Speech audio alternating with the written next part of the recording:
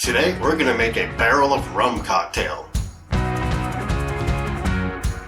Hey folks, how you doing today? Welcome back to Bob's Bottom Shelf. Last episode, we talked about a whole bunch of rum and started getting into tiki drinks, and we're going to pick up right where we left off. So there's pretty much three guys responsible for tiki culture. Don the Beachcomber, or Don Beach. He opened his first bar way back in 1934, which would be considered tiki. He had traveled the world and was very influenced by Polynesian culture. And then a few years later came Trader Vic, and these two guys kind of started it all. They were very competitive, and that resulted in a lot of secret recipes between the two. Some of the recipes were so secret that they were lost and kind of forgotten about until the mid-80s, until a guy named Jeff Berry came along, and with a bit of help he did some research and recovered a lot of these lost recipes, launching a tiki renaissance that we continue to enjoy today. So with our Barrel O Rum recipe, it's likely not the original. It's said that this one was inspired by the original recipe, which I guess we don't really know what it is. But that original recipe for the Barrel O Rum did come from Don Beach, and it's probably one that he took to the grave with him.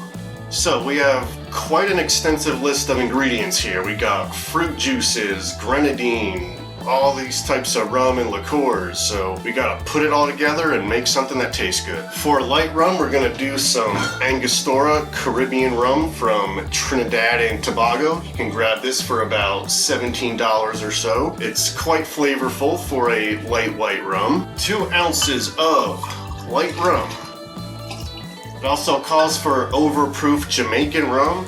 I don't have Overproof Jamaican rum. I have some Appleton Estate Signature Blend Jamaican rum. I think what it means is Smith & Cross. That's a Jamaican rum I don't have. It is overproof and it's quite funky even compared to the Appleton Estate or your Myers. So to make up for our missing Overproof, I'm just going to put in 1.5 ounce of regular Jamaican and top it off with a 1/2 ounce of 151 Demerara.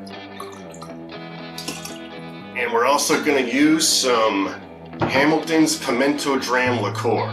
So pimento spice, it's also known as allspice, and it's added into this Jamaican rum here to make a Pimento Dram liqueur. It's at 21% ABV. 1/4 ounce of Pimento Dram.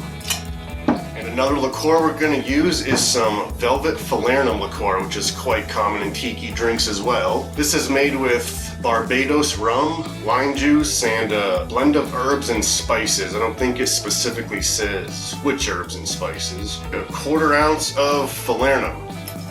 And it also calls for absinthe. I don't have absinthe. You can substitute some Pernod. It's made by one of the same companies that makes absinthe. The bottle even looks almost the same. And it's not high proof like absinthe. It's just regular 40%, but it has the same flavor complex as absinthe and it'll work. 1/6 ounce of absinthe. I know it's a weaker APV, but you don't really want to put in too much of it because that strong anisette flavor will really come through. So I'm just going to do like a little drop in here.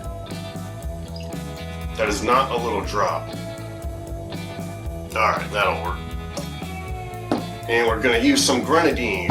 I'm not going to be a grenadine snob. I'll just tell you that this is store-bought grenadine that does include pomegranate and cherry juice. No high fructose corn syrup, just sugar cane. 1/4 ounce of grenadine. And we're going to use some honey syrup. This is just homemade 1-to-1 ratio of honey and warm water. You can make this. 1/2 ounce of honey syrup. And for fruit juices, we got orange, lime, grapefruit. These are all fresh squeezed. I highly recommend using fresh squeezed juices if you would like to make a good tiki drink, except for pineapple juice. Nobody can fresh squeeze pineapple juice unless you have the right equipment, so canned will do just fine. 1 ounce of pineapple juice. 1 ounce of orange juice. This is from Caracara oranges, which I found to be my favorite for fresh juice. 1 ounce of fresh squeezed pink grapefruit juice. And 1 ounce of fresh squeezed lime juice.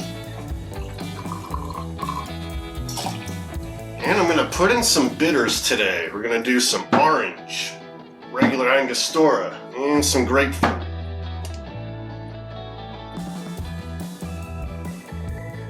So before we shake this up, let's get our rum barrel out here.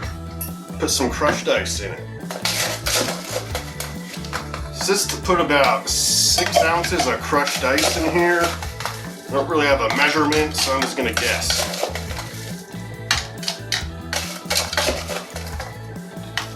We can always top it off if we need to.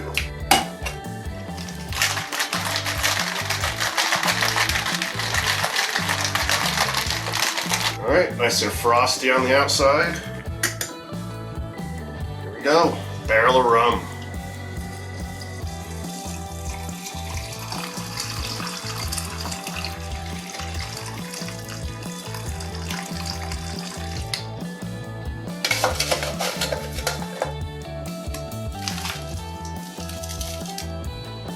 Alright folks, Barrel of Rum.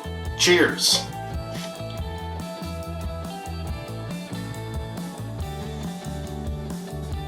Quite a complex flavor. You would think it would be terribly boozy, but it's not. It's well balanced. It's not overly fruity, it's not overly sour. You can certainly taste the spices added from the pimento and the falernum. The anisette, just a little bit in there. The fruit juice is all balanced well with the funkiness of the Jamaican rum. And of course the white rum just kind of cuts through it so it's not too intense. I would say it's kind of like sweet and spicy, not like hot spicy, but like spices spicy, like a spiced rum spicy. I'm not really tasting the honey syrup, and I think the grenadines just add a bit of color and sweetness. Well, not quite a beginner's tiki drink, but if you want to go all out, impress your friends, or just make something nice for yourself, go for it. Our next episode, we're going to make a rum punch cocktail, which is significantly more simple than this. It just uses some fruit juice. And check out some of these episodes on the screen here. Alright guys, see you next time.